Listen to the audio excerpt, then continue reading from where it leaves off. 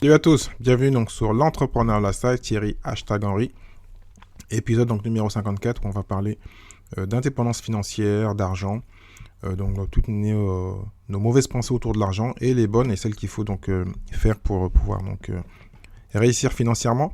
Donc aujourd'hui j'ai un super coach qu'on appelle un super coach qui coach d'autres coachs, qui a commencé en tant qu'artiste indépendant, qui ensuite est devenu fonctionnaire, puis ensuite a quitté le fonctionnariat pour se mettre à son compte depuis 96, donc depuis plus de 20 ans, et il est à son compte. Donc Philippe Geoffroy, si tu ne connais pas, donc Philippe-du-6 GE2FROY.com. Donc je te mettrai donc tous les liens dans le show notes. Il a écrit donc un livre qui est très intéressant, donc qui précisément sont donc les 12 principes pour mettre l'argent au service de votre bien-être. Donc c'est ce qu'il va nous expliquer dans cet épisode.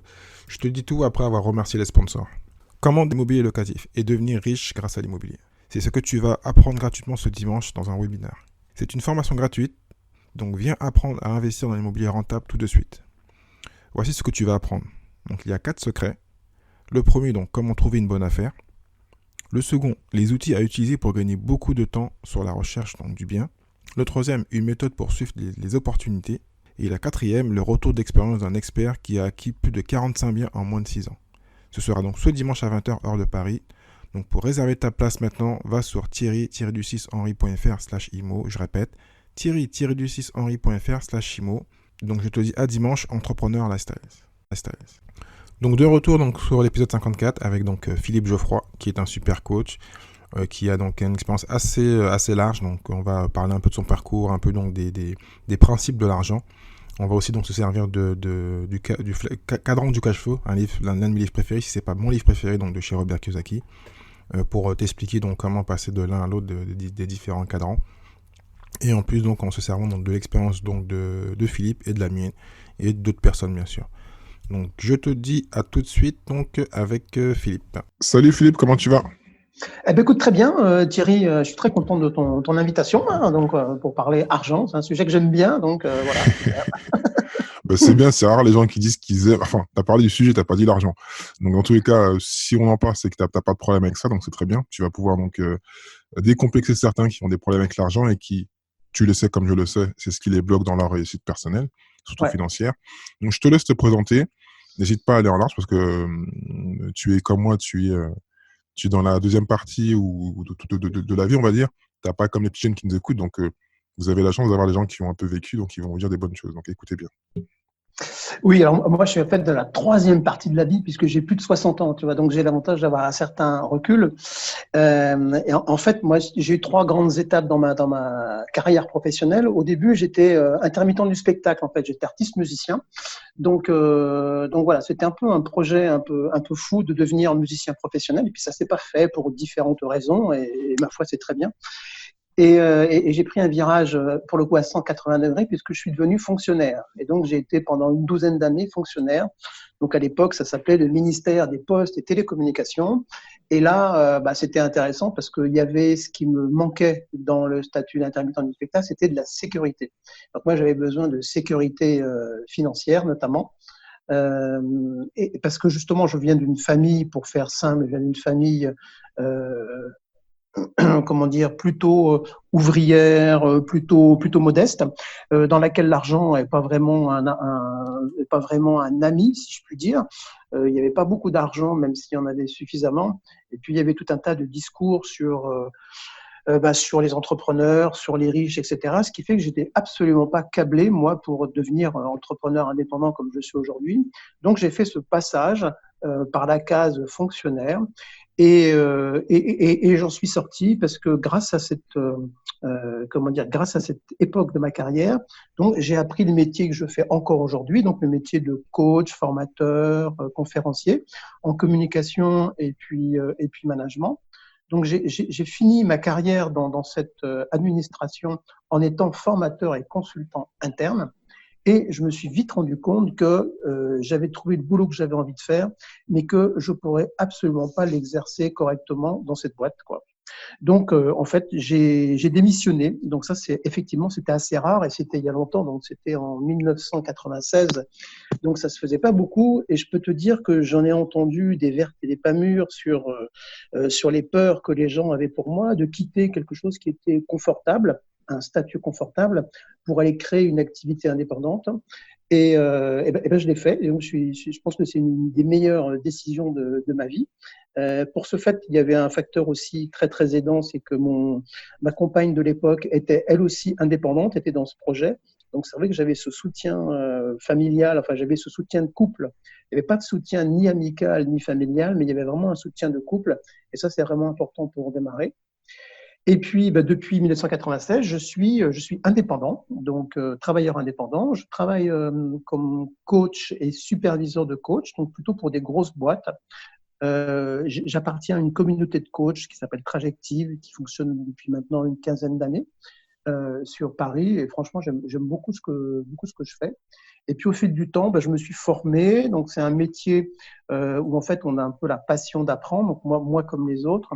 Donc je me suis formé au coaching. Je me suis formé aussi à la psychothérapie, même si j'exerce pas parce que c'est pas trop mon truc, mais quand même j'ai la formation qui va avec. Et puis maintenant la supervision. Donc l'essentiel de mon job maintenant, c'est la supervision de coachs professionnels. Et donc, merci pour la présentation. Et donc, on va donc quand même revenir à l'argent, même si déjà par rapport Ouais. à ce que tu as dit, donc merci pour la présentation, parce que j'ai plein de questions, parce qu'il y a plein de rebonds qui sont logiques, mais je vais y revenir. Euh, donc, alors, comment j'ai mis retrouver toutes les questions là? J'en ai environ 5 questions. Donc, je précise bien, tu as écrit donc 12 principes pour mettre Oui. de l'argent à votre service Mm. et votre bien. Voilà. Ouais. Donc, et donc, tout ça, donc, c'est venu grâce à ton expérience. Et donc, la première question, qui est logique parce que tu l'as un peu dit, mais il faut aller en profondeur. Pourquoi, en fin de compte, toi qui étais indépendant, dès le départ, techniquement, tu as commencé indépendant, parce qu'un artiste, pour moi, c'est un entrepreneur, hein, Ouais. même si il est un peu puriste, on va dire. Euh, pourquoi le mot A? Pourquoi donc tu es passé fonctionnaire? Bah écoute, pour deux raisons. La première, c'est que je n'avais pas un niveau de revenu suffisant pour assurer la vie que j'avais envie de vivre, quoi. Parce qu'à l'époque, donc, bah, j'étais marié et j'avais envie d'avoir des enfants. J'avais envie de fonder famille. Et pour le coup, si tu veux, ça m'a semblé assez incompatible de vivre une vie de famille et en même temps d'être musicien intermittent du spectacle. Donc, à un moment donné, si tu veux, j'ai fait le truc le plus simple, qui était de passer un concours administratif. En fait, c'était en 1981, donc c'était du temps de l'élection de François Mitterrand. Il y a eu des vagues de recrutement incroyables de fonctionnaires. En fait, j'ai profité de ce truc-là, quoi. Donc, D'accord. voilà. Donc, c'est plutôt donc une opportunité, parce que je me sens que tu avais été un peu aidé et poussé par la famille, parce que tu parlais de la famille un peu. Donc, je voulais après venir après sur la famille, sur le Ouais, côté entourage, ouais. qui a dû être content plutôt que tu ailles dans ce sens-là et que tu n'ailles pas créer des boîtes, on va dire, directement. Exactement, tu vois, donc Même si en plus, à exactement. l'époque de Mitterrand, ça a été la grande folie des grands entrepreneurs, des grands patrons. Ouais, c'est vrai, il y avait Messier, tout ça, ouais, c'est vrai. Mais moi, en tout cas, j'étais pas du tout moi, j'avais absolument pas l'esprit entrepreneur. Je suis d'accord avec toi, en tant qu'artiste, on a besoin, et c'est ça que je n'arrivais pas à faire, si tu veux, c'était avoir suffisamment de cachets bien rétribués pour pouvoir vivre correctement. Donc, c'est ça qui, à un moment donné, a fait que je suis. Alors après, pour le coup, être fonctionnaire, évidemment, c'était pas une vocation, tu vois, mais c'était pas une vocation, mais c'était quelque chose qui était disponible, qui était facile à obtenir pour C'était moi. alimentaire. C'était Et alimentaire, mais c'était bon. complètement alimentaire. Et tu n'as pas Complètement oublié ton alimentaire. rêve. Et en fin de compte, donc, tu parles donc de développement. Donc, comment c'est fait donc, est-ce que pendant ces 12 ans, donc, tu as fait du développement? Ouais, Ou est-ce que c'est plutôt parce qu'il y a des choses que tu as dit qui sont un peu spéciales, c'est que tu as une famille donc, qui est comme beaucoup de familles, hein, 95% des gens sont anti-entrepreneuriat, anti-argent. ouais, Donc toi, tu as dû faire donc, du travail sur ton mindset pour pouvoir avancer ouais, du côté financier. Mais ouais, tu avais quand même une compagne qui était indépendante. Donc exactement. il y avait un grand écart entre les deux en fin de compte. Bah, si tu veux, donc, bon, tant que j'étais fonctionnaire, bah, j'allais dire ça allait bien, mais tu vois, pour faire vraiment une confidence que je fais quand même assez souvent en conférence ou autre, en fait, j'ai mis 4 ans à annoncer à mes parents que j'avais démissionné de la fonction publique pour m'installer comme indépendant. Tu Ah vois, oui, 4 années, tu vois. 4 années, quand on me posait la question, alors ça va le boulot? Bah, je dis oui, ça va, oui, non, non, tout va bien, tu vois, j'essayais de noyer le poisson, quoi. Et au bout de 4 ans, j'ai fini par leur dire. Donc, c'est pour te dire comment il y avait vraiment un interdit, tu vois, un interdit d'être entrepreneur, même tu vois, petit entrepreneur indépendant, c'était vraiment un autre monde. Et c'est, pour moi, ça a été un peu une continuité, parce que si tu veux, moi, je suis une famille donc ouvrière, très manuelle, etc. Et moi, j'étais le seul un peu intellectuel de la famille, quoi. Et donc, quelque part, tu vois, il y avait j'avais une espèce de voie toute tracée sur me différencier de mon environnement familial. Et ça, c'est quelque chose que je fais énormément travailler à mes clients entrepreneurs. C'est à un moment donné de prendre vraiment de la liberté par rapport à tout l'héritage qu'ils ont eu, pour pouvoir vraiment, eux, créer et façonner leur avenir tel qu'ils le veulent et tel qu'ils sont aujourd'hui, quoi. Et pour certains, enfin, pour moi, ça a été compliqué. Et puis pour certains aussi, c'est compliqué justement de lâcher ça, tu vois, de lâcher un peu ses appartenances familiales et aussi ses appartenances de classe sociale. Donc, pour revenir un peu à la question, parce que donc, j'ai vu que là, en plus, tu as encore validé ce que je dis, donc tu as vraiment un côté. Enfin, j'aime pas dire ça parce que ça peut être gênant. Je sais pas si tu as déjà entendu l'histoire du palais de crabe. Ouais, vas-y. Ben, parce qu'en fin de compte, ta famille, tu connais le palais de crabe, c'est en fin de compte, quand tu as un crabe qui veut sortir, tout le monde, comme ils veulent pas que la personne sorte et réussisse, entre parenthèses, ou montre qu'il est différent, donc dès on voit qu'il va sortir du panier, tous les crabes en fin de compte viennent lui tenir, lui casser les pattes et le tirer pour dire voilà, tu Ok. restes avec nous, tu restes comme nous. On veut Ouais, pas voilà. bon. Donc, bon, sans dire de méchanceté sur ta famille, hein, mais bon, Non, non, mais c'est une image que moi, ça. j'aime. En général, tous les Hum, entrepreneurs, c'est comme ça. À part ceux qui hum. ont des oncles ou des cousins entrepreneurs, mais souvent, bizarrement, il y en a toujours un qui est un peu fou, qui est Ouais, un peu ouais. différent. Et donc toi, tu avais tellement peur que tu as caché quand même l'histoire à tes parents. Donc, Ouais. comment tu as pu donc te sortir de là? Et est-ce que donc tu as lu des bouquins? Est-ce que c'est les Alors, discussions que tu as eues avec ta femme? Ou est-ce que donc c'est le poste en lui-même qui t'a fait péter un câble? Tu as dit, voilà, bah, moi, je veux revenir à un côté financier indépendant. eh ben, si tu veux, une fois que j'ai démissionné, que je me suis retrouvé indépendant, si tu veux, je me suis bien rendu compte que ma manière de voir les choses et de voir le monde, elle n'allait plus, tu vois, parce que moi, je m'étais vraiment, tu sais, tu connais aussi l'image de la grenouille qui est dans l'eau tiède, tu vois, puis t'as le feu qui est en dessous, puis finalement, la grenouille, elle finit par cuire. Moi, j'étais dans un espèce Je l'avais pas entendu, je connaissais pas.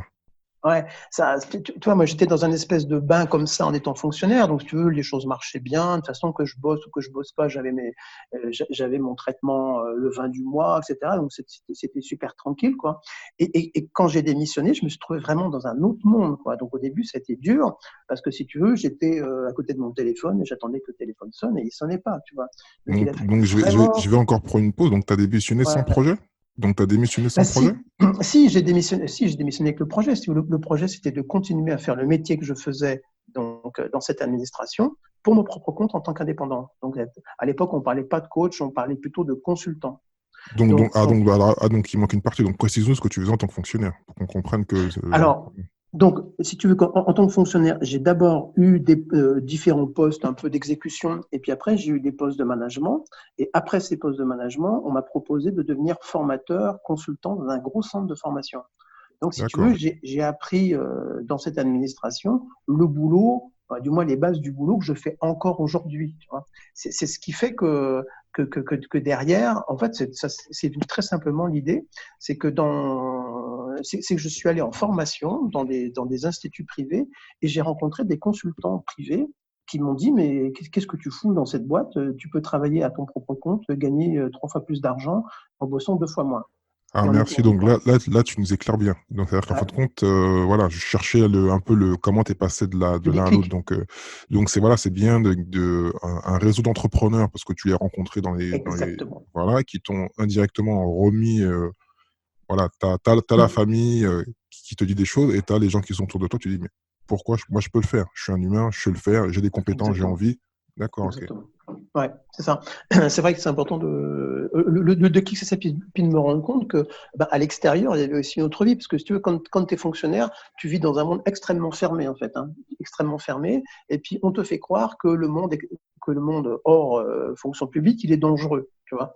Parce que toi, tu es en sécurité dans ton truc. Mais bon, c'est juste une représentation, tu vois. Donc, mais à un moment donné, quand tu la crois, ça devient vraiment prégnant. Donc, il faut aller absolument à l'extérieur. Et moi, l'image que j'utilise beaucoup, c'est si tu es un poisson rouge et que tu as envie de devenir un oiseau, il ne faut pas en parler à des poissons rouges. Il faut aller en parler avec des oiseaux qui sont contents d'être des oiseaux. tout Tu à vois, fait. donc ça, je trouve que c'est super important dans une démarche entrepreneuriale d'être dans des réseaux de soutien, dans des masterminds, dans des trucs comme ça, où on va trouver des gens qui partagent les mêmes préoccupations, parce que c'est minant d'avoir à se bagarrer contre les peurs des autres, finalement. Donc, comme là, donc, on était là pour parler donc, de principes d'argent et autres, donc on est parti un peu dans le développement. Donc, tu as développé ton mindset par ta femme et par des gens que tu as rencontrés au boulot Ouais. que tu t'es mis en image. En fait, qu'on t'a dit, voilà, ben, je suis un humain comme eux, je fais le même travail, mais j'ai la sécurité, mais donc j'ai pas l'argent. Parce que souvent, la sécurité, il n'y a pas l'argent Eh avec, ben, souvent. ouais. Et donc, juste une question par rapport à ça. Donc, parce que souvent, en fin de compte, quand on est dans ton cas, et moi, je suis aussi entrepreneur, souvent, même si à l'époque peut-être un peu moins, mais maintenant, quand les femmes travaillent, quand c'est l'homme qui entreprend, quand c'est la femme, c'est le contraire, c'est l'homme qui est sécure. Est-ce que ta femme avait une activité qui était ligne et tout se passait bien et tu as pu prendre des risques? Ou est-ce que donc c'était aussi un peu bancal? Parce qu'indépendant, des fois, on a des hauts et des bas, hein, c'est les montagnes russes. Hein. Est-ce qu'il n'y a pas eu de peur par rapport à la situation de madame pour te dire, est-ce que je me lance réellement? Parce que bah, si ça ne marche pas avec elle, donc il n'y a plus de soutien de famille. Écoute, ça, c'est la partie de prise de risque, tu vois. Donc, elle l'est toujours, elle était indépendante aussi, donc on avait tous les deux activités indépendantes, elle était aussi en démarrage, donc ça, clairement, c'est un risque qu'on a pris, mais parce qu'on avait confiance et parce qu'on avait quand même un minimum de réseau, si tu veux. Pour moi, après, le point clé, après, le besoin le plus important quand tu démarres, c'est à un moment donné d'avoir un réseau. Un réseau d'appartenance et puis réseau de clients potentiels. Donc, en fait, les démarrages ont été pour elle relativement faciles parce qu'elle a un super bon contact. Pour moi, c'était un peu plus compliqué parce que moi, je suis plutôt quelqu'un d'introverti, si tu veux, et puis aller expliquer que je fais ci, que je fais ça, que c'est vachement bien, que c'est vachement mieux que les autres. Pour moi, c'était super difficile. Tu vois, il a vraiment fallu que je sorte vraiment de ma coquille parce que c'était pas du tout non plus ce que j'avais appris moi dans mon éducation, tu vois. Moi, j'avais appris plutôt, fallait rester modeste, fallait rester, tu vois, fallait pour vivre revivre en caché, faut pas péter plus haut que son derrière. Moi, j'ai entendu plein de trucs comme ça tout le temps, tu vois. Donc, étant fonctionnaire, si tu veux, ça allait très bien dans ce mindset-là. Et en fait, quand j'ai changé, j'avais pas le mindset. Donc, c'est quand je suis devenu indépendant qu'il a fallu que je me remette en question. Et pour le coup, donc j'ai lu des bouquins, je me suis fait accompagner, j'ai fait des ateliers autour de l'argent, etc., etc. Et Donc, puis t'as appris en marche en fin de compte alors. ah bah ouais, alors là, ouais, mais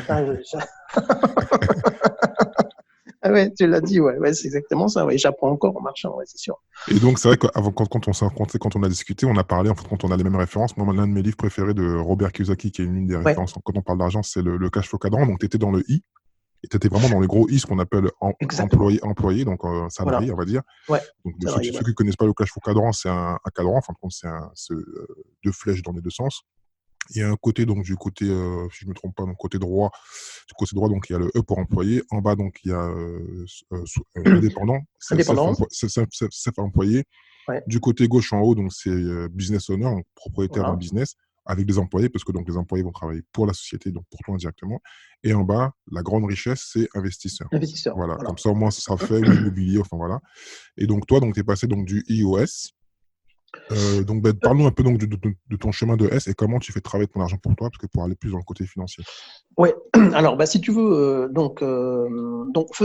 après donc forcément, quand ça a commencé à décoller, il y a eu beaucoup plus d'argent qu'avant et il a fallu que je me pose la question de ce qu'en faire. Et moi, si tu veux, par rapport à l'argent, je trouve qu'il y a un peu deux manières, il y a deux types de bouquins. Tu as des bouquins très développement personnel, l'abondance, machin truc bidule, etc. Et puis tu as des bouquins vraiment techniques, c'est-à-dire comment tu fais concrètement pour investir et autres. Et donc, moi, si tu veux, je me suis dit que ce qui était intéressant pour moi, c'était de faire se rejoindre les deux trucs. C'est ce que j'ai essayé de partager dans mon bouquin, si tu veux. C'est à la fois travailler sur le mindset, à la fois travailler sur se donner de la liberté, de gagner de l'argent en faisant quelque chose qu'on aime et qui soit utile. Et en même temps, après, j'allais dire d'une manière intelligente, utiliser cet argent dans une perspective future.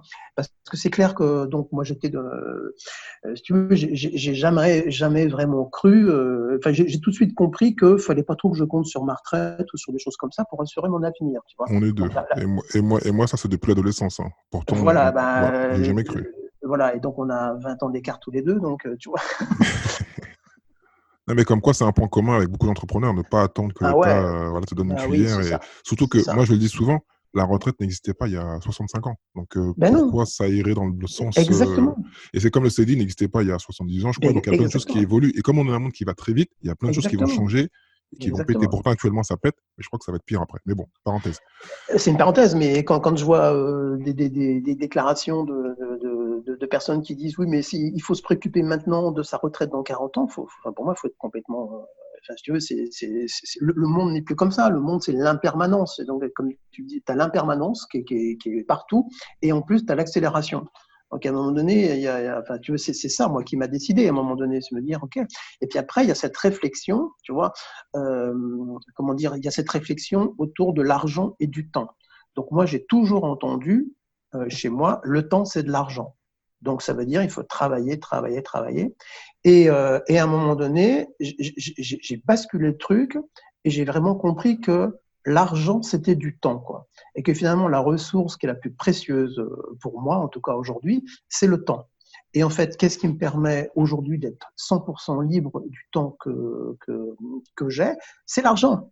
Tu vois, parce que l'argent, il me permet, moi j'ai une très grande propriété dans le sud-ouest, de temps en temps, c'est moi qui passe la tondeuse parce que ça m'amuse, mais autrement, il y a quelqu'un qui vient.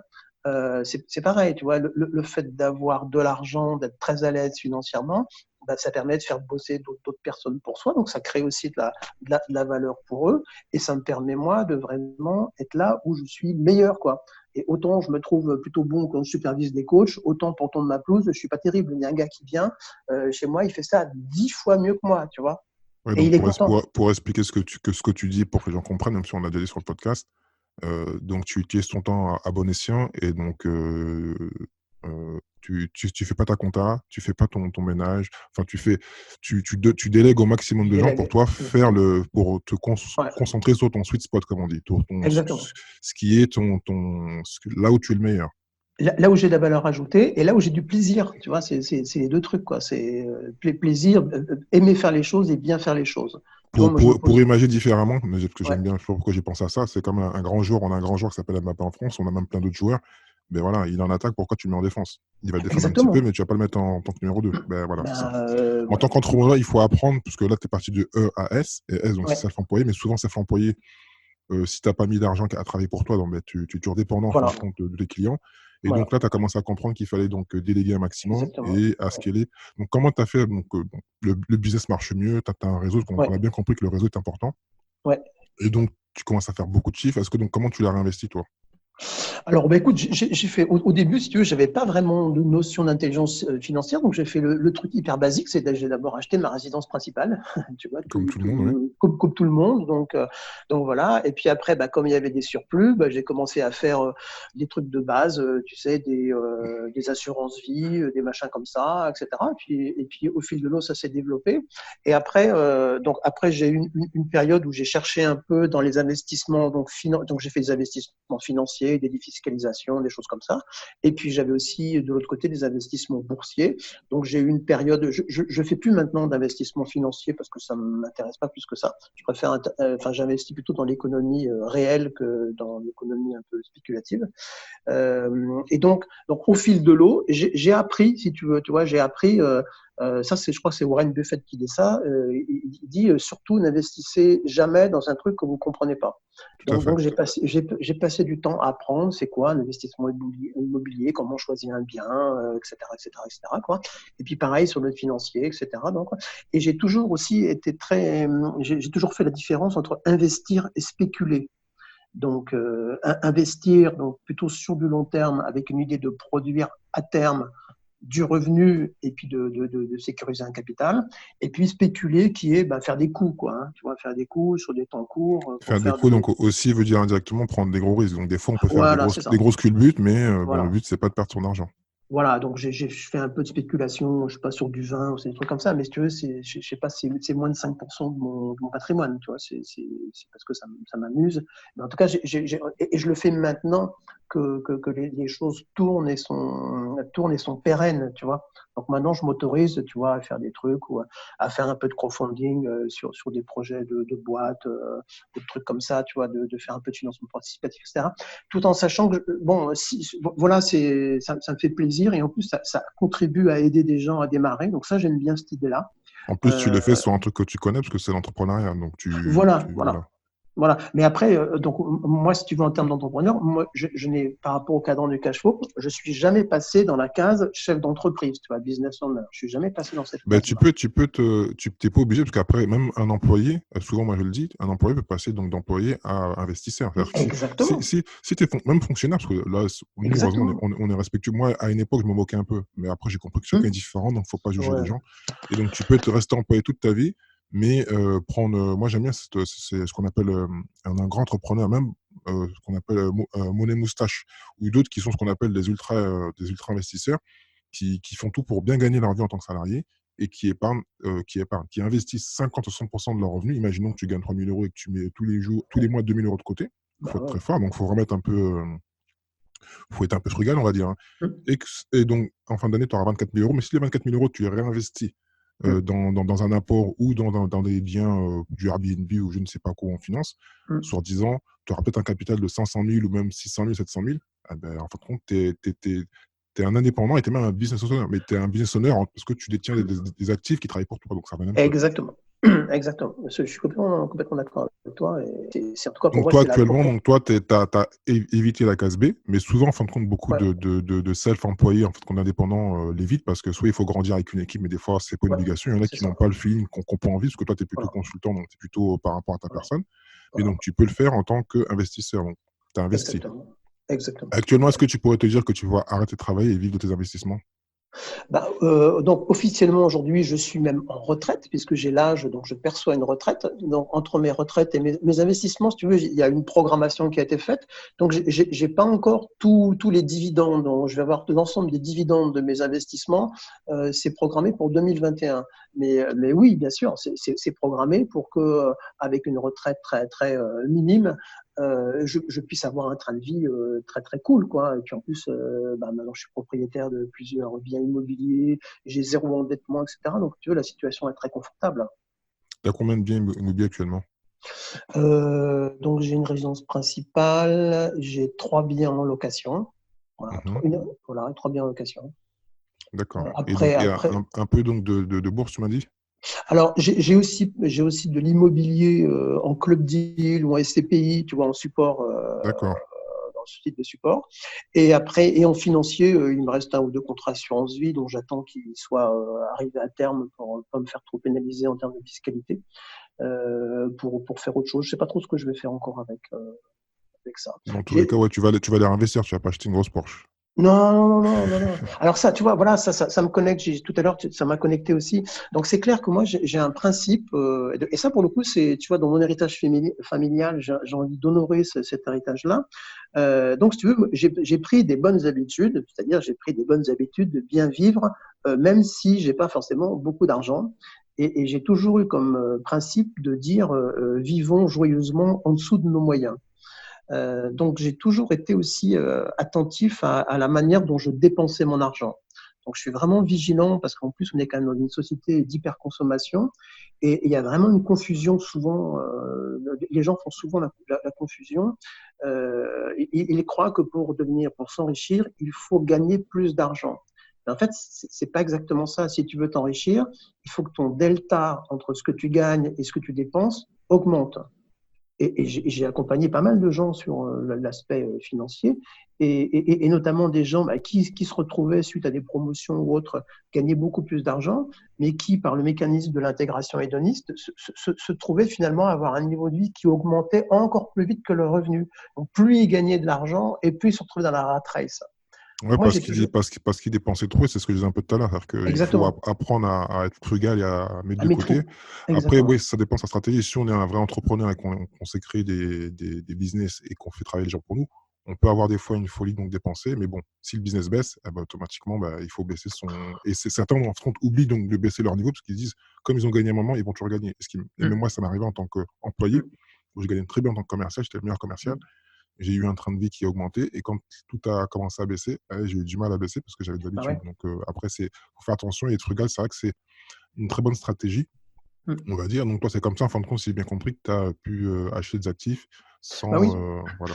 Voilà, et en même temps, si tu veux, alors frugal, c'est pas forcément, enfin, tu vois, bon, je suis OK avec le mot, mais en même temps, ça, je dirais presque raisonné. C'est-à-dire, par exemple, moi, j'avais une hiérarchie très claire des dépenses qui étaient indispensables et de celles qui ne l'étaient pas. Donc, par exemple, je me suis toujours payé les formations que j'avais envie de me payer. Toujours. Jamais je me suis dit, oh non, je me paye pas cette formation-là, elle est trop chère. Et je peux te dire que depuis 25 ans que je fais des formations, j'aurais pu m'acheter plusieurs biens immobiliers avec tout ce que j'ai dépensé. Mais sauf que la valeur que j'en retire est inestimable. Tu vois. Donc ça, j'ai jamais lésiné là-dessus. Par contre, je change de voiture tous les 8 ans, tu vois, tous les 8 ans, parce que c'est une belle bagnole et je suis content d'être dedans et j'ai pas besoin de changer de bagnole tous les 3 ans ou de téléphone, tu vois. Donc voilà, après c'est pareil. Donc j'ai des enfants aussi. On a 4 enfants à tous les deux.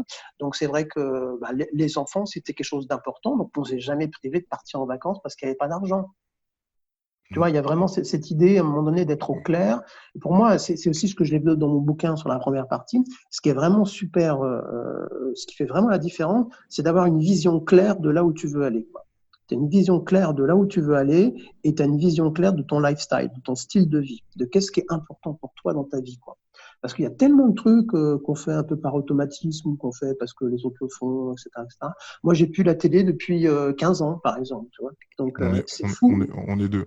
Mm. Voilà, Même si, bah, bon, il m'arrive de regarder YouTube, mais bon, au moins je ouais, bah moi contrôle, aussi, c'est moi qui décide. mais c'est pas pareil. Voilà, moi sur YouTube, moi j'aime beaucoup la musique, donc bah, je vais voir des concerts, j'écoute des trucs et tout ça. Mais tu vois, bon après j'écoute plus les informations depuis très très longtemps non plus, sauf là quand il y a des grèves, parce que j'ai quelques déplacements quand même, donc je vérifie.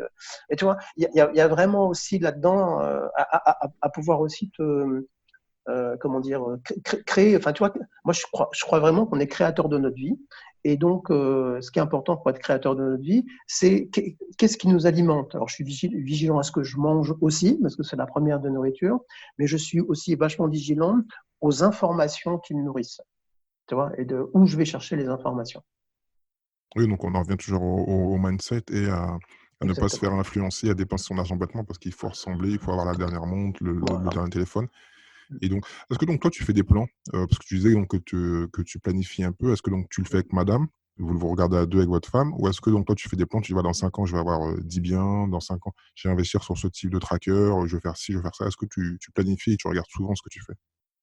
Alors, je l'ai fait. Je l'ai fait au début. Je l'ai fait au début et on l'a fait ensemble. On a une habitude avec mon épouse et tous les ans, on se prend 15 jours ou 3 semaines. On va au soleil, souvent on va en Martinique ou dans des endroits comme ça, Mhm. pour se poser en début d'année et puis prendre le temps justement de voir qu'est-ce qu'on a envie, qu'est-ce qu'on veut changer dans notre vie, qu'est-ce qu'on veut continuer, etc. Et à l'occasion de ça, lorsque j'ai démarré toute cette démarche autour de l'indépendance financière, là, bien sûr, ouais, j'ai programmé les choses, j'ai calculé, etc. Maintenant, si tu veux, ça fait 20 ans que ça fonctionne, enfin, tu vois, à peu près. Bah, je dirais maintenant, ça tourne tout seul, tu vois. Maintenant, c'est autoporté, si je puis dire. Donc, je me fais juste là, bon, comment on dit, quand je liquide des investissements et que je me pose la question de quoi en faire, bon, voilà, je commence à chercher d'autres pistes, d'autres trucs, mais je fais plus de planification. Mais j'en ai fait, ouais, bien sûr. J'en ai fait. Et est-ce que donc tu as une stratégie, parce que j'ai l'impression que toi, enfin, sans être irrespectueux, tu as une stratégie qui est propre à la tienne, un peu sur les anciens supports, on va dire. Tu m'as Ouais, parlé d'un compte d'assurance vie qui est ouais, un ouais, peu ça, je. long-termiste. Tu m'as parlé de choses qui sont très long-termistes. Donc, tu as investi, mais tu n'as pas pris des gros risques.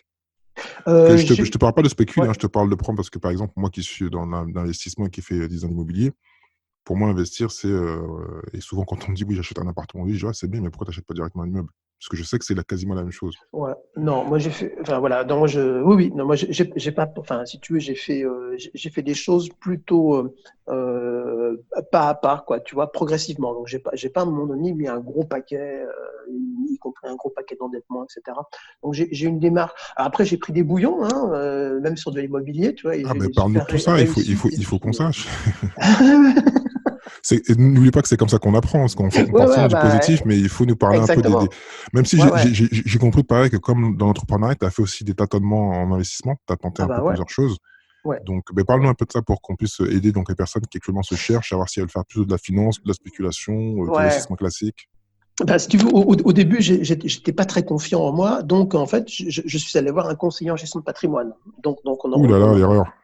ah bah oui, Et mais si tu veux, je te parle en tant qu'ancien conseiller en patrimoine, hein, parce que je le sais, parce bon, que je suis passé par là. voilà, bah oui, mais si tu veux, quand tu ne sais pas, tu sais pas, quoi, tu Tout à fait. vois. Moi, j'étais d'abord allé voir ma banque, je raconte ça dans mon bouquin, et ma banque me dit, parce que je lui dis, bah voilà, maintenant j'ai quand même beaucoup plus d'argent qu'avant, qu'est-ce que je fais? Et elle me dit, mais écoutez, ce que vous faites, c'est très très bien, il faut rien changer, etc., etc. Bon, bah, je me suis dit, ok, ils sont incompétents, ok, ils ne savent pas, ils proposent rien d'intéressant, je vais aller voir un indépendant.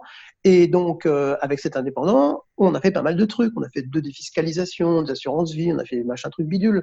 Et puis quand est arrivé 2008, on a fait des assurances. Alors, voilà, le four, ça a été un achat immobilier en défiscalisation avec un contrat de prêt in fine adossé sur un contrat d'assurance vie sur lequel il y avait à la fin 100% des actifs qui étaient sur des actifs très risqués. Et quand en 2008, ça a commencé à déconner, moi j'ai lancé des alertes auprès de ce conseiller. Il m'a dit non, non, monsieur Geffroy, non, non, vous allez voir, il faut faire le dos rond, etc., etc. Et au total, j'ai perdu un paquet de pognon, quoi, parce qu'à un moment donné, j'ai dit, bon, ok, je préfère perdre, être sûr de ce que je vais perdre plutôt que de continuer à faire un truc. Donc là, ouais, ça, c'était une connerie. Et après, eh ben, effectivement, j'ai largué tout conseiller en gestion de patrimoine et je me débrouille par moi-même et c'est pas plus mal. Bah, c'est vrai que des fois, on peut passer, enfin, je vais pas taper sur tous les conseillers en patrimoine, mais je suis passé par, donc Non. je connais le métier, mais tout ce qui est banquier et conseiller en patrimoine en général classique, ou Mm-hmm. réellement ce qu'ils vont proposer, tout ce qui est, là c'est mon avis, hein, donc je vais le dire à mon audience, c'est mon audience, euh, tout ce qui est produits financiers qui viennent de la banque, il faut éviter, il faut courir. Mm-hmm. Si on veut un investissement long-termiste à temps de 20 ans, donc on peut, ça va gagner, on va surtout rendre service à la banque, mais si on veut le faire, parce que toi tu as parlé un peu donc, du moyen long terme, Oui. même à court terme, maintenant, comme le monde a changé, les investissements ont changé, on peut très rapidement être indépendant financier en quelques années, et créer un gros patrimoine. Bien sûr, il faut prendre un peu de risque. Mm. Mais il faut donc, comme tu l'as fait toi, apprendre par soi-même Ouais. et ne pas passer par un conseiller, parce qu'il y a plein de conseillers qui sont dans des grands groupes, et en général, ils servent que leur intérêt. Je suis désolé, j'ai Ouais. oublié de le dire. À moins après, il y a un intérêt, parce que souvent les gens tapent sur les conseillers en patrimoine et sur la défisque. Il y a un intérêt. Quand tu es cadre dynamique et que tu es un pur employé, et que tu veux pas t'embêter à apprendre, il faut passer par eux. Parce que tu as Ah le temps oui. de t'embêter, tu sais pas, mais quand tu veux mettre la main dans le cambouis et créer ta propre indépendance financière par toi-même et aller plus vite, il faut apprendre, il faut lire, il faut faire des tests. Exactement. Mais il y a des produits plus intéressants où on a des rentabilités à plus de 7% net, hein, même plus, même Mm. des fois plus de 10, que d'aller faire leurs produits qui font Mm. 2-3%. Et en plus, comme il y a l'inflation, donc tu gagnes rien. Mais sur le long terme, on est gagnant. On a du patrimoine, mais on n'a pas un investissement qui est autofinancé tout de suite. Voilà, ma Ouais. parenthèse. Ouais, ouais. Oui, tu vois, je pense que, comment dire, les stratégies, comme tu disais tout à l'heure, elles sont vraiment adaptées aussi à la personne, à ses besoins. Moi, si tu veux, moi, tu vois, l'indépendance financière, etc., c'était pas un truc qui m'obsédait, quoi. Moi, j'étais plutôt très, très content de pouvoir bien faire mon boulot. Moi, j'ai la chance d'avoir un boulot que j'adore, avec un statut que j'adore. Donc, si tu veux, je suis pas dans ce truc à un moment donné de me dire ah non, il faut que j'ai l'indépendance financière pour arrêter de bosser, quoi. La preuve, c'est que maintenant, je continue de le faire. Bon, maintenant, je bosse, on va dire, à mi-temps, mais je le fais que parce que c'est que du plaisir, quoi, tu vois, et puis que ça me stimule intellectuellement, que ça me met en contact avec des gens qui sont à la fois des gens que je respecte et que j'aime, etc. Donc, tu vois, voilà, j'ai jamais eu ce truc à un moment donné de l'indépendance financière où après, j'allais pouvoir aller tu vois, passer mon temps sur les îles. J'avais même pas besoin d'indépendance financière pour le faire. Tu vois, je me suis toujours débrouillé dans mon style de vie pour m'accorder les temps de pause, les temps de vacances. J'ai jamais bossé comme un malade, etc. Pour que dans le futur, ceci ou cela. Donc ça, j'ai jamais. Oui, tu n'avais pas d'esprit comme on dit souvent actuellement les jeunes, de ce qui s'appelle le revenu passif et te dire que tu vas dormir sur la plage de Martinique. Non. Tu te dis Ouais, que tu le fais parce faut utiliser ton argent, il ouais, faut bien investir, mais ne pas vivre de ça, on va dire. De vivre plus tard.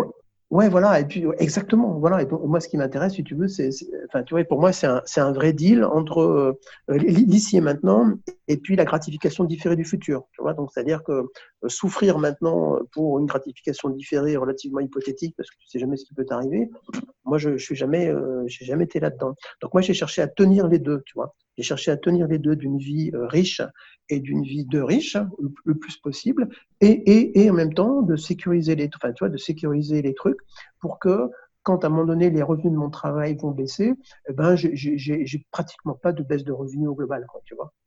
D'accord. Et c'est au fil du temps que ça va se faire, tu vois. C'est des trucs, tu vois, il y a une période de 5 ans, là, c'était entre 2018 et 2022, c'est là que les choses vont complètement se mettre en place.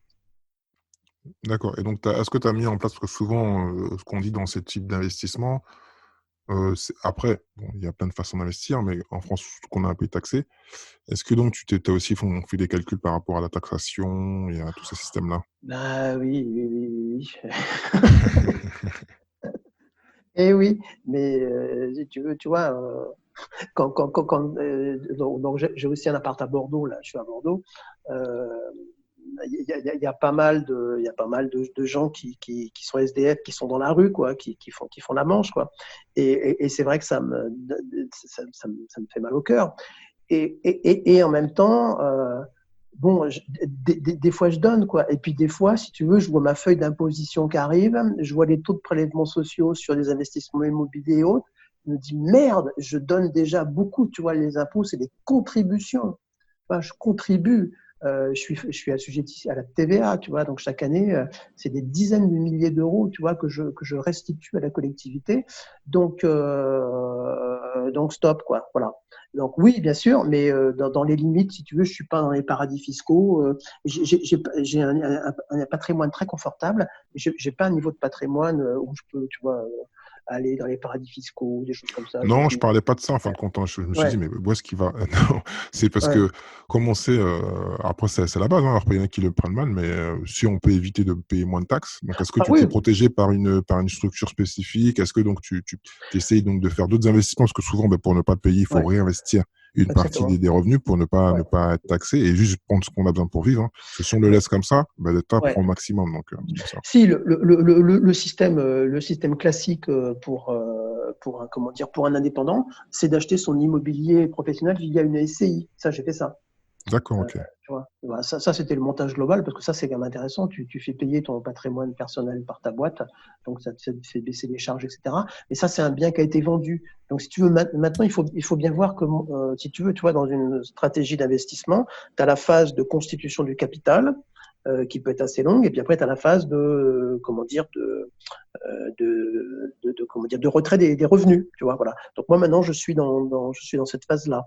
Et puis j'ai plus d'investissement professionnel, d'investissement immobilier professionnel. Maintenant Dans tous les cas, tu as pas de stratégie, parce que c'est vrai que toi, tu as plutôt une stratégie, patrimoniale, qui est ouais, d'indépendance financière plus patrimoniale que de revenus, ouais, locatifs, on va dire. ouais. Donc tu pas comme tu pas d'intérêt, d'envie de vendre, donc tu seras pas taxé déjà Non. et ça tu seras juste taxé sur les revenus. Donc après, si tu prends un minimum et que tu réinvestis sur un autre actif, il y a pas de problème. Voilà, non, ça va, j'ai un taux d'imposition qui est supportable par rapport à ce que je gagne, tu vois. Mais voilà, c'est toujours quand je paye ma TVA, je me dis je participe à la grandeur de la nation française. Ça me fait marrer. Ah bah, après sinon après tu qu'à consommer, hein. Juste avant, en fin d'année, en Ouais, novembre-décembre, tu te payes des ouais. formations et tu investis un petit peu, Oui, oui, bien sûr. Ouais, ouais. Mais voilà. Bon, mais ouais. Bon, mais quels sont avant de finir, donc les conseils que tu donnerais aux jeunes indépendants ou même plus âgés qui veulent donc avoir leur indépendance financière? Bah, je pense qu'il faut commencer le plus tôt possible. Moi, j'ai commencé à 40 ans, on va dire, mais s'ils commencent à 25, ils ont forcément vachement d'avance, quoi, tu vois. Donc, c'est commencer le plus tôt possible et commencer. Il y a pas de petits investissements, il n'y a pas de petites sommes qu'on peut, ne serait-ce qu'épargner pour en vue d'investir. Il faut vraiment se mettre tout de suite là-dedans, quoi. Ça, c'est le premier conseil. Et puis ensuite, il y a une phrase que j'aime bien, c'est faire les bonnes choses pendant suffisamment longtemps. Donc, je pense qu'à un moment donné, donc comment dire, il y a vraiment, enfin, il y a besoin d'être au clair sur temps court, temps moyen et temps long, quoi, et d'avoir des véhicules qui puissent être assez différents. Comment dire, ces différentes échéances temporelles. Donc des choses plutôt court terme, des choses moyen terme et des choses long terme. Et donc, bien Vraiment. sûr, mettre tout ça, ouais, sur papier parce que et se Ouais, relire parce que souvent, ça évolue et c'est vrai que par rapport à parce que moi aussi, bon, même si j'ai 43 ans, j'ai commencé très tôt, j'ai commencé pareil, hein, je crois en 2000, juste avant que les tours tombent, j'ai commencé la Ouais. bourse et bien sûr ça a tombé, donc bah, toutes mes actions sont tombées. Donc ce qu'il y avait à l'époque et ce qu'il y a maintenant, ça n'a rien à voir. Les trackers et tout ce qui est Ouais. investissement, c'est une période de en tant que business en ligne, déjà, c'est une période de folie et en tant Mhm. qu'investissement, il y a des choses qui sont dingues à faire avec plusieurs façons d'automatiser en fonction de son investissement sans vraiment y réfléchir. Comme on dit, la Mhm. meilleure des choses, c'est d'avoir une bonne discipline et d'automatiser les choses. Mhm. On peut automatiser, envoyer tous les mois 200-300 € sur un investissement qu'on connaît, qu'on aime bien, comme tu as dit, hein, et Mhm. ensuite, bah, le laisser traîner et puis dans 10 ans, tu revois, bah, oh, tu as fait, Exactement. 200 000, 300 000, donc oui. Ouais. Et je dis pas qu'il y a pas besoin de conseiller en patrimoine, hein, ils vont peut-être, faire la tête, mais voilà. Si on veut se renseigner et faire les choses bien, y avoir des bons rendements, on en revient au rendement sur le du très long terme, parce que voilà, pour revenir sur ce que tu disais, Ouais. bien choisir son véhicule, Ah ouais, avoir ça une c'est clair. stratégie court, moyen et long terme et donc Ouais. et ensuite ne pas changer, ne pas avoir ce qu'on appelle le shiny object, aller Ouais. sur le nouveau bitcoin, sur la nouvelle monnaie. Si on aime ça, on le fait, parfait, donc on aime spéculer, on le fait. Si on n'aime Mhm. pas et on veut être tranquille, choisir donc son outil et ne pas le lâcher jusqu'à la fin. Ouais, c'est ça. Comment dire, enfin, pour moi, dans ma stratégie, ce type comment dire, de prise de risque, c'est à la marge. C'est à la marge et c'est pour le fun, quoi. Et après, effectivement, ça peut rapporter gros ou pas. En tout cas, il y a besoin d'avoir un truc qui vise une forme de pérennité, quoi. Mmh. Avoir un bon, sur le long terme et avoir un bon money Mm. management comme on dit. Ne pas Ouais, c'est investir ça. 100 de ce qu'on gagne parce qu'on ne sait jamais ce qui peut se passer. Exactement. Bon, Exactement. ben je vais te poser les questions Ouais. que je pose à tous mes entrepreneurs. Ouais. Donc quel est donc le business que tu rêves à part celui que tu fais actuellement? Le business que je Que tu rêves à part celui que tu fais actuellement? Si tu en as un autre que tu as toujours voulu faire mais que tu as pas osé faire? Alors là, tu vois, je me suis jamais posé cette question parce que j'aime tellement ce que je fais. Le business, bah, écoute, j'ai beaucoup travaillé avec Michael Ferrari du blog Esprit Riche. Je sais pas si tu le connais. Ah oui, je connais Heu, très bien. Ah oui, ouais, en plus il est très bon, donc je mettrai les liens vers sa formation qui est très, très ouais, bien. Il en a exactement, ouais. plusieurs et bon, j'ai pas osé parler que de lui parce qu'il y a plein de coachs, mais voilà. Si on veut Mmh. quelqu'un qui connaît son métier, qui l'a fait Ouais. sur la longévité, voilà. Bah, moi, je le connais depuis 2008. On a fait des trucs ensemble, on a animé des séminaires ensemble. Enfin, c'est moi qui lui ai un peu donné le goût du coaching aussi, etc. Tu vois. Donc, je trouve qu'il a une très belle réussite et je suis complètement d'accord avec toi. Il est super crédible et tout. Donc, voilà, un business comme lui, ouais, j'aurais bien aimé créer un business comme lui. D'ailleurs, c'était un peu mon idée aussi à un moment donné quand on a travaillé ensemble. Mais finalement, on a pris d'autres voies et on est restés très bons amis. Et j'interviens de temps en temps dans son séminaire académie, l'Académie Esprit Riche. Donc, voilà, ouais, ça Bon, me ben plairait bien. tu lui enverras un coucou parce que moi je l'ai en tant qu'affilié parce que, bah, Ouais, je propose ses produits. Donc je propose pas ouais, n'importe quoi à mon audience, donc je propose ses produits, donc ouais, voilà. Il est vraiment ouais. très, très bien. Ouais, il est cool, ouais. Donc Mmh. quelle est la meilleure expérience que tu as eue en tant qu'entrepreneur ou investisseur? Hem, c'est alors là, pour le coup, c'est un peu tout bête. C'est une très bonne culbute sur un investissement immobilier où j'ai acheté un bien en mauvais état que j'ai fait rénover. Pour le coup, tu vois, c'est une expérience un peu spéculative. C'est-à-dire d'un bien immobilier, un appartement, tout bête, en mauvais état, acheté et rénové, revendu 2 ans plus tard avec une bonne plus-value. Ça, c'était pas mal ça. Bah, tu sais, des fois, ça tombe bien que tu en parles, parce que des fois, le spéculatif, ça peut servir à ça. C'est-à-dire que Ah oui, tu es sûr de gagner un moment sur du court terme pour le réinvestir sur du long terme. C'est même voilà, des fois, même une des meilleures façons de créer de l'apport, parce que souvent, le problème du début, c'est l'apport. On n'a pas l'apport, on n'a pas ce qu'il faut exactement. pour commencer. On fait de la Non, spéculation contrôlée, entre parenthèses, et puis ensuite, ouais. on le réinvestit sagement comme un bon père de famille. Voilà, donc tu vois, un studio dans une ville de province, tu vois, en mauvais état, ça va pas chercher loin, tu vois. Mm. Tu as besoin Et c'est pas très compliqué, entre parenthèses. et c'est pas très compliqué. Ouais. Donc, quel est pour toi le meilleur levier pour devenir entrepreneur? Le meilleur levier pour devenir entrepreneur, bah, je pense quand même que c'est le mindset, quoi. C'est vraiment comprendre que, enfin, si tu vois, c'est avoir vraiment une philosophie de vie autour de ça, quoi. Vraiment se construire un cerveau d'entrepreneur. Un cerveau d'entrepreneur, ouais, c'est ça. Et donc, c'est vraiment avoir un disque dur, se reformater le disque dur pour être entrepreneur. D'accord. Quel est le livre que tu conseillerais à tout entrepreneur et pourquoi?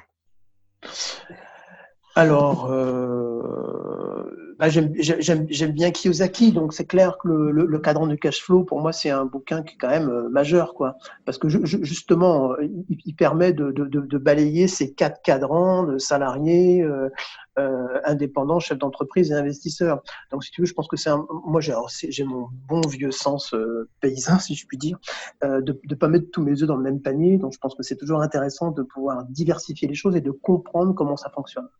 Donc, Mm. les bouquins de Kiyosaki sont super chiants à lire, mais il faut Ah les non, lire. ils sont pas. Non, il y a pire, hein, je suis désolé, hein. Là, je Ouais, suis obligé de non, mais c'est ennuyeux au possible. Si t'aimes pas la finance, et c'est vrai que si t'aimes les romans et que t'aimes que les romans, oui, c'est compliqué, mais Ouais, si t'aimes un peu le business, oui, tu vas être intéressé parce que ça va t'intéresser, mais il y a ouais, plus mais il y a plus compliqué, hein. il n'est pas compliqué au niveau de la compréhension intellectuelle. Au contraire, c'est hyper simple, mais c'est tellement répétitif que moi ça m'a Ah, saoulé. Ouais, c'est ça, bah mais c'est le côté à l'américaine. moi, la plupart, je les ai fait en audio, donc celui-là, je l'ai Ouais, lu, je l'ai, mais sinon, je le prends en audio, donc comme ça, ouais. c'est plus ludique, on va dire. Tu l'écoutes et Mais, puis. ouais, mais n'empêche, si tu veux, que je trouve intéressant, justement, la répétition. Tu vois, la répétition, c'est ça aussi qui, à un moment donné, fait que tu arrives aussi à changer ton mindset, quoi. C'est-à-dire, c'est pas, t'as jamais compris, moi, j'ai jamais compris du premier coup, en fait. Tu vois, Surtout qu'il y a un truc que disait un autre, j'ai oublié son nom, lui. Ah, un grand. Il a fait Chicken for Dessous, j'ai oublié son nom. Un grand coach en développement personnel qui dit voilà, ouais, souvent, ben, un livre, tu le fermes et tu le relis même un mois ou 2 mois après. Il y a des choses que tu n'auras pas vues, tu n'auras pas voilà, compris parce que en tant que personne, tu auras évolué. Donc, c'est pour ça qu'il faut toujours exactement. rouvrir ces livres. Exactement. Moi, avant, je faisais l'erreur de penser que parce que je l'ai lu, je me la pétais. Ah, je l'ai lu. Ouais. Mais en fait, oui, tu as compris t'as Hum, compris les 10%, mais il faut relire, hum, relire, relire. Et puis, des fois, il y a des choses comme tu as évolué, tu as grandi en tant que personne, tu dis, hum, ah oui, je comprends mieux ce qu'il voulait hum, dire. Donc hum, voilà, il faut toujours relire ces livres-là, les réécouter. hum. Donc, dernière question, quelle est la compétence que tu rêves d'avoir? La compétence que je rêve d'avoir. Euh, alors là, tes questions sont elle me désarçonne, la compétence que j'aimerais avoir. Eh bien, écoute, actuellement, moi, je me suis remis à la musique depuis 2 ans. En fait, j'avais complètement arrêté. J'ai 2 de mes enfants qui sont musiciens, artistes, professionnels, etc. Moi, j'avais un peu arrêté. Et je me suis mis à jouer de différents instruments intuitifs, donc des flûtes, handpan et autres instruments de ce type. Et donc, la compétence que j'aimerais avoir, bah, c'est d'avoir une maîtrise totale, absolue et définitive de ces instruments, ce qui n'est pas le cas D'accord. aujourd'hui. Donc, c'est vraiment pour le fun, en fait, hein. Ouais, bah, c'est toujours le but en fin de compte, hein. Ouais, ouais. Bon, mais Philippe, grand merci. Je pense Merci que à tu as toi, aidé Cyril. beaucoup de gens qui se posent des questions encore donc sur comment se lancer et donc t'as bien répondu. Donc grand Super. merci, puis moi je te dis à bientôt. À bientôt. Ouais, bye. Ciao. Voilà, c'est fini donc pour l'épisode 54 avec Philippe. Donc merci à lui de nous avoir donc donné donc toutes ces bonnes informations. Donc si toi tu es toujours sur le côté, toujours fonctionnaire ou employé et que tu as envie donc de sortir donc de la rat race et donc d'aller tranquillement, parce que lui il l'a fait en douceur, hein, il l'a pas forcé et pris trop de risques, même si donc il a quand même entrepris, hein. Donc n'hésite pas donc à aller donc sur les liens que j'ai mis donc en début donc pour prendre la formation donc le webinaire immobilier pour pouvoir donc te former à l'immobilier, ou sinon en développement personnel pour que tu puisses donc changer de mindset et réussir en tant qu'entrepreneur. Voilà, donc la semaine prochaine donc j'ai un invité très spécial, donc reste bien à l'écoute. N'hésite pas à commenter et à partager cet épisode là, à mettre une note, à t'inscrire sur Stitcher, iTunes et toutes les autres plateformes pour qu'on puisse donc continuer à faire grandir donc le podcast et avoir donc toujours 2 émissions par semaine avec le maximum d'entrepreneurs ou d'investisseurs. Je te dis à la semaine prochaine pour un autre épisode. Ciao ciao.